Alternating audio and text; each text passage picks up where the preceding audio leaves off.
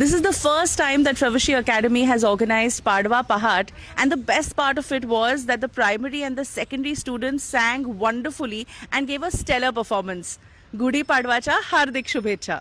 मला सांगायला खरोखर एक आनंद वाटतो की मी एक लहान फूल एक 12 वर्षापूर्वी तुमच्या ताब्यात दिलं होतं.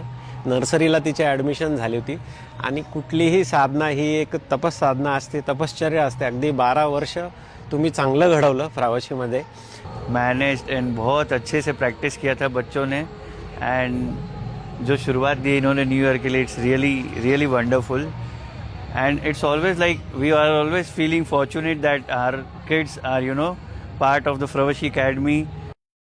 Fravashi is building a good culture to root the emotions, to root the part of humanity which is missing in the world right now. आणि आज जो हा उपक्रम प्रवाशी अकॅडमीने सुरू केलेला आहे तो खरंच खूपच म्हणजे वाखाणण्याजोगा आहे. And also to see my child perform over there, it was really nice.